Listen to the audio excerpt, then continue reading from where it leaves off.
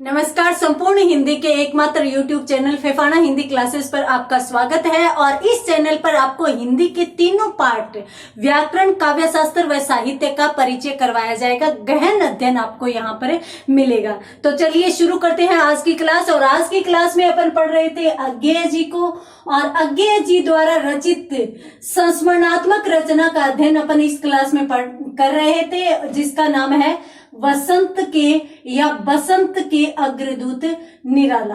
बसंत के अग्रदूत निराला, इस संस्मरण का अध्ययन अपन कर रहे थे। और इसमें अपनों ने देखा, पिछली क्लासेस में अपनों ने देखा कि किस प्रकार से अज्ञेय जी निराला जी से मिलने जाते हैं। प्रथम दर्शन होता है और पहली बार जब ये निराला जी से मिलते हैं तो उग्र जी भी होते हैं। तो उग्र जी, निराला जी और अज्ञेय जी तीनों साथ में होते हैं। उनका पहला मिलन या प्रथम दर्शन होता है।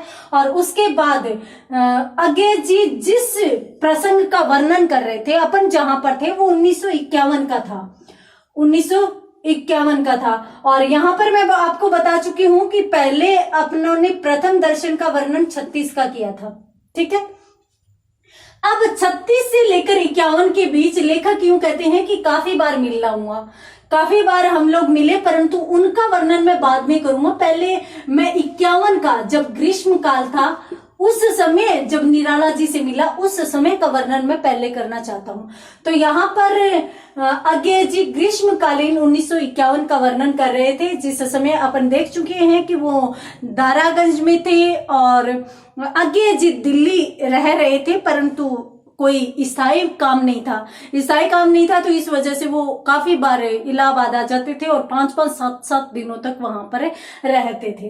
तो उस दौरान उन्होंने यूं सोचा कि क्यों न अज्ञेय जी से मिलने के लिए जाया जाए। और उन्होंने जिस दिन प्लान किया, जिस दिन निश्चित किया कि कल सुबह ही अज्ञेय जी से मिलने के लिए जाया जाएगा, उसी समय सुमन जी आ गए थे। सुमन जी कौन? शिव मंगल सिंह सुमन।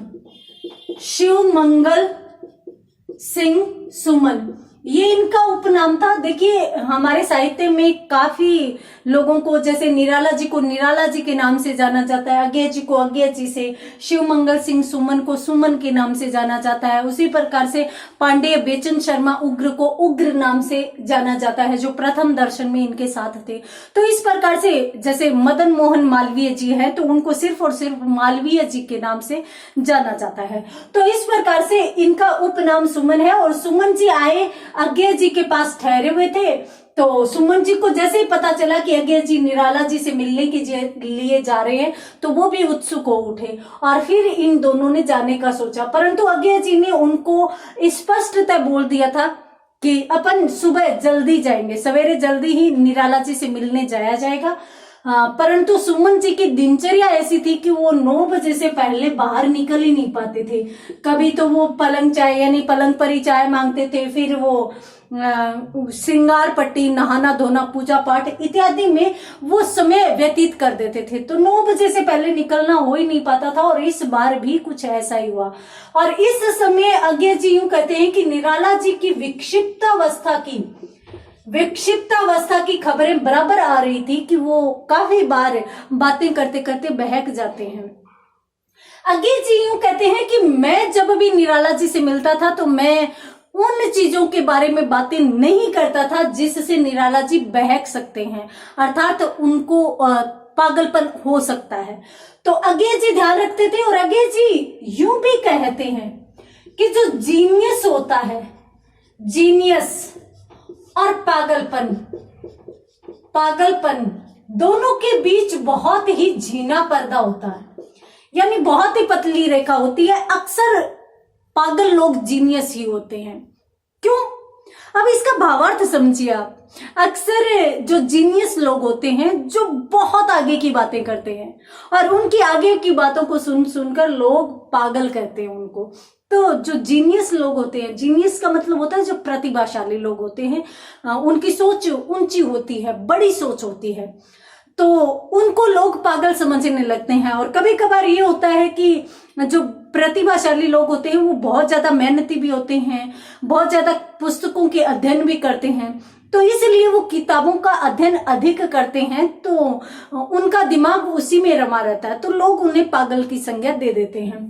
तो आगे जी यूं कहते हैं कि जीनियस और पागलपन के बीच एक बहुत ही झीना पर्दा होता है, अर्थात जीनियस ही पागलपन हो सकता है और पागलपन ही जीनियस का हो सकता है। और आगे जी यहाँ पर बहुत ही सुंदर बात निराला जी के लिए लिख रहे हैं।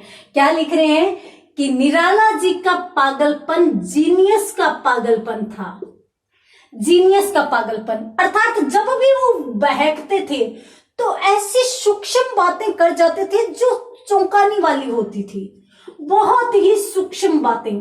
और आगे जी यूं कहते हैं कि कभी कभार तो निराला जी जैसे ऐसी बातें करते थे तो मैं उनकी तरफ ध्यान नहीं देता था, अर्थात मैं उन बातों को बिल्कुल सामान्य मान लेता था।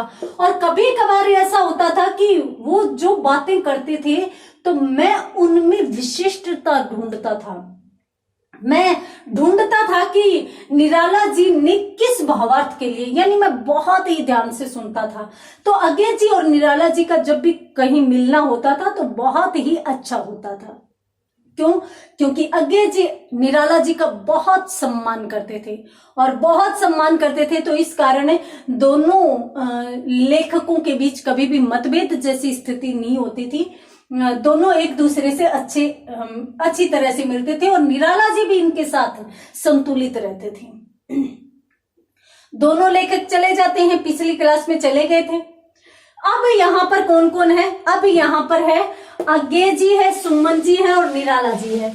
पिछली क्लास में अपनों ने देखा कि आगे जी अंदर रसोई में कुछ काम कर रहे थे, खाना बना रहे थे स्वयं के लिए, और आगे जी ने और सुमन जी ने जाते ही अंदर सूचना भिजवाई। और यहाँ पर लेखक ये भी कहते हैं कि सुमन जी मेरे पूरे नाम से सूचना भिजवाना चाह रहे थे रसोई में, परंतु मैं अपने नाम की कठिनाई जानता हूं और इसलिए मैंने मना करते हुए सिर्फ इतना कहकर भिजवाया कि मेहमान आए हैं। और फिर निराला जी बाहर आए थे, बाहर आकर बैठक में यूं देखते हैं और कहते हैं तुम, और फिर वापस अंदर चले जाते हैं। और वापस अंदर जाकर वो थोड़े से सहज होकर, यानी लुंगी वगैरह पहन के, अंगोछा वगैरह लेके, और फिर वो बाहर आकर और इनके पास बैठते हैं। अब यहाँ पर क्या परिस्थिति होगी? निराला जी, सुमन जी और आगे जी कहाँ बैठे हैं? निराला जी की बैठक में। बैठक में ये तीनों बैठे हुए हैं, ठीक है। अब तीनों की तीनों यहाँ पर बैठ गए। निराला जी ने बैठते ही और सामान्य शिष्टाचार की बात की, सामान्यतः प्रणाम वगैरह हुआ और उसके बाद निराला जी बातें करने लगे। निराला जी जिस तरीके से बात कर रहे थे वो बहुत ही प्रसन्न मुद्रा में थे और बहुत ही संतुलित बातें कर रहे थे, यानी कहीं भी लग नहीं रहा था कि ये विक्षिप्त अवस्था में, पागल की अवस्था में है। बिल्कुल ही बहकी बहकी बातें नहीं थी, बिल्कुल संतुलित बातें किए जा रहे थे। तो आगे जी यूं सोचते हैं कि जब मैं देख रहा था कि वो प्रसन्न है और संतुलित है तो मैंने ज्यादा चुप रहना उचित समझा और मैं सोच रहा था कि निराला जी बोलते जाए और मैं सुनता जाऊं, अर्थात मैंने सुनना अधिक अच्छा समझा और इसलिए आगे जी चुप रह रहे थे। अब सुमन जी कहाँ चुप रहने वाले थे? सुमन जी तो इतने कुतूहल में आ गए थे, कुतूहल यानी खुद ही उत्साह में भर गए थे निराला जी को प्रसन्न देखकर, और उनको और अधिक प्रसन्न देखना चाहते थे, उनको और अधिक प्रसन्न करना चाहते थे। तो ऐसे ही प्रसन्नता में और सुमन जी ने सीधा का सीधा पूछ लिया, तो निराला जी आजकल आप क्या लिख रहे हैं? आजकल आप क्या लिख रहे हैं? अब ये प्रश्न पूछा गया। आगे जी कहते हैं कि सामान्यतः किसी भी लेखक से यदि ये प्रश्न पूछा जाता है तो ये प्रश्न मूर्खतापूर्ण प्रश्न माना जाता है। क्यों माना जाता है? क्योंकि ये कैसे लेखक बता सकता है कि मैं आजकल क्या लिख रहा हूं? क्यों? क्योंकि लेखक के साहित्य का सृजन तो उसकी हृदय से होता है। हृदयगत भावनाएं जिस समय जो कहती है लेखक की उंगलियों से कागज पर उतरती जाती हैं, वर्णित होती जाती हैं। तो इसीलिए इन्होंने यहाँ आगे जी ने यूं सोचा कि कितना मूर्खता भरा सवाल किया है। और फिर परंतु सुमन जी से खुद कोई पूछे कि सुमन जी आजकल आप क्या लिख रहे हैं, तो उन्हें भी ये प्रश्न मूर्खतापूर्ण लगेगा। परंतु उनका उत्साह था जो ये रोक ही नहीं पाया। और अक्सर इस प्रकार के सवाल करते हुए लोग देखे भी जाते हैं। तो यहाँ पर सुमन जी ने ये सवाल किया, और जैसे ही सुमन जी ने ये सवाल किया, निराला जी कहते हैं कि कौन निराला, कौन निराला? निराला तो मर चुका, निराला इज डेड।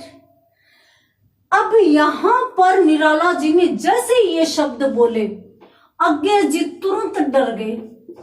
अज्ञे जी ने सोचा अब गए, क्योंकि जैसे ही कोई प्रश्न निराला जी को पसंद नहीं आता था, और यदि कुछ लोगों के नाम, जिनके नाम वो पसंद नहीं करते थे, कुछ संस्थाओं के नाम वो पसंद नहीं करते थे, इंग्लिश यदि कोई सामने बोलता था, तब ये बहुत ज्यादा भावुक हो जाते थे।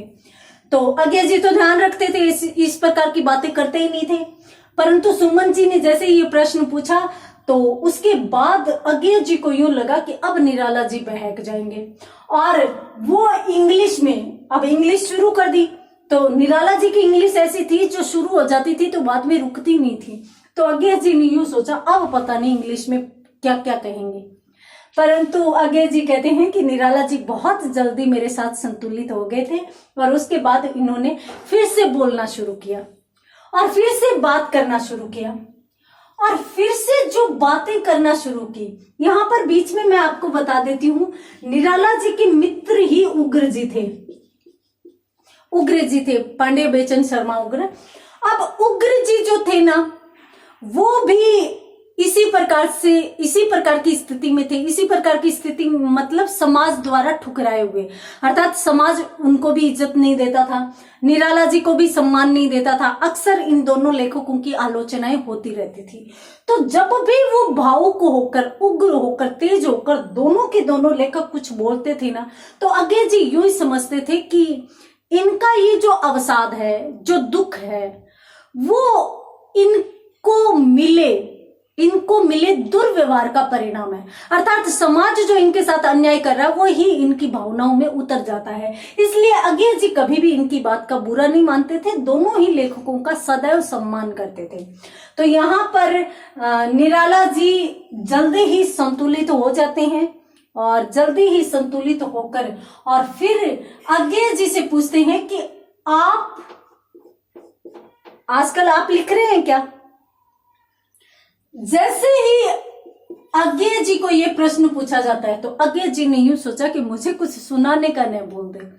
तो उन्होंने टालते हुए और यूं कहा कि जी लिखता तो हूं और लिखता ही जाता हूं, अक्सर कुछ न कुछ लिखा ही जाता रहता है, परंतु उसमें संतोष कहाँ, यानी उसमें संतुष्टि वाली कोई बात नहीं है, उसमें संतोष कहाँ, और ऐसा कुछ है भी नहीं जो बताया जा सके। यानी इस प्रकार से अज्ञे जी ने अपने आप के लेखन को टाल दिया। अब यहाँ पर जैसे ही अज्ञे जी ने ये बात बोला, तो निराला जी यूं कहते हैं कि मैंने आपकी रचनाएं पढ़ी है, मैंने आपको पढ़ा है, आप जो भी लिखते हैं मैं पढ़ता हूं। अब जैसे ये बात कही, सुमन जी फिर भावुक हो गए। अब सुमन जी बोलने ही वाले थे, क्या बात है निराला जी, आप अज्ञे जी को पढ़ते हैं? तो अज्ञे जी ने जैसे ही बोलने को हुए चुटकी काटी, और चुटकी काटकर रोक दिया, और सुमन जी वहां पर रुक भी गए। बस इतने से के लिए रुक गए, क्योंकि वो भी निराला जी को सुनना चाहते थे। ये होता है सम्मान। एक साहित्यकार दूसरे साहित्यकार का इतना सम्मान कर रहा है कि वो जो भी बोल रहा है उसकी सब सुन रहा है। ये होता है आदर भाव, श्रद्धा का भाव। देखिए, श्रद्धा एक भाव है जिसमें आचार्य शुक्ल ने एक बहुत अच्छा निबंध लिखा है। आचार्य शुक्ल ने तो मनोविकारों से संबंधित लगभग सभी विषयों पर निबंध लिखे हैं, और उसमें श्रद्धा में जो लिखा है उसमें यूं कहते हैं कि हम किसी भी आदर्श व्यक्ति के प्रति श्रद्धान्वित हो सकते हैं, हम किसी भी ऐसे व्यक्ति के प्रति श्रद्धा रख सकते हैं जिसको अपन अपना आदर्श माने। आदर्श क्या होता है? जिसके जैसा अपन बनना चाहे। आपका भी कोई ना कोई अपना आदर्श होगा जिसके जैसा आप बनना चाहते होंगे। लेखक यूं कहते हैं कि जिसके प्रति मन में श्रद्धा का भाव होता है वहां पर सिर्फ देने का भाव होता है, लेने का भाव नहीं होता। अब आप स्वयं सोच लीजिए कि भगवान के प्रति आप श्रद्धा रख रहे हैं या औपचारिकता पूरी कर रहे हैं। जब भी सामने जाते हैं, भगवान जी इस बार पास करवा दो, 1.25 मणि कर दूंगा, भगवान जी इस बार पास करवा दो, इतने रुपए का प्रसाद चढ़ा दूंगा। तो श्रद्धा देने का नाम है, लेने का नाम नहीं है। श्रद्धा में कभी मांगा नहीं जाता, दिया जाता है। और यहाँ पर देख लीजिए, अज्ञेय जी, सुमन जी दोनों के दोनों निराला जी के प्रति श्रद्धा रख रहे हैं और इसलिए उनको ज्यादा से ज्यादा सुनना चाहते हैं, उनको प्रसन्न करना चाहते हैं, स्वयं कुछ नहीं चाहते। तो यहाँ पर सुमन जी जैसे ही बोलने को हुए, अज्ञेय जी ने उनको चिकोटी काट कर रोक दिया और सुमन जी भी रुक गए। वैसे सुमन जी रुकने वालों में नहीं है, वो बहुत ज्यादा भावुक और उत्सुक व्यक्ति है, परंतु यहाँ पर आज रुक गए। क्यों? क्योंकि वो भी सुनना चाहते थे निराला जी को और इसलिए वो रुक गए। और निराला जी ने फिर आगे कहना शुरू किया। क्या कहना शुरू किया? कि तुम जो लिखते हो वो हम समझते हैं। ऐसी बात नहीं है कि मैं समझता नहीं हूं, मैं सब समझता हूं। तुम्हारे और हमारे स्वर में अंतर है। तुम भी स्वर के बारे में लिख रहे हो और हम भी स्वर के संबंध में लिखते हैं, परंतु थोड़ा सा बदलाव है। बदलाव क्या है? कि हम स्वर को संगीत की भूमि पर खड़ा करके देखते हैं और तुम स्वर को आम बोलचाल के स्वर पर या आम बोलचाल की कसौटी पर उतारते हो। यही दोनों में अंतर है। और ये बात नहीं है कि हमें तुम्हारा स्वर अच्छा नहीं लगता और हमें भी अच्छा लगता है, हम सब चीजें समझते हैं, परंतु क्या करें, हमें संगीत के स्वर की आदत होगी और हम हमेशा ही संगीत के स्वर की तरफ जाते हैं। तुम्हारा स्वर शब्द पर चला जाता है और शब्द में भी जो स्वर और व्यंजन होते हैं उनमें शब्द स्वर पर चला जाता है। अब जैसे ही निराला जी ने इस प्रकार की मतलब एक ऐसी बात कही जो अत्यंत सूक्ष्म बात थी और ऐसी विक्षिप्तावस्था में, अज्ञेय जी यहाँ पर यूं कहते हैं कि बहुत से आचार्य लोग हैं जो निराला जी की आलोचना करते हैं कि वो तो विक्षिप्त हो गया, वो तो पागल हो गया। और अज्ञेय जी कहते हैं कि अब मैं उन आचार्य महोदयों से पूछना चाहता हूं कि जो बात आप सामान्य रहकर नहीं जानते, जिसका बयान आप नहीं कर सकते, वो ये महान कवि, ये महान व्यक्तित्व विक्षिप्त अवस्था में भी करने जा रहा है। और लेखक वहां पर भावुक हो जाते हैं और फिर सोचने लगते हैं निराला जी की रचनाओं के बारे में। कौन कौन सी रचनाओं के बारे में, किस प्रकार से सोचते हैं, पढ़ेंगे अगले क्लास में। तब तक के लिए धन्यवाद।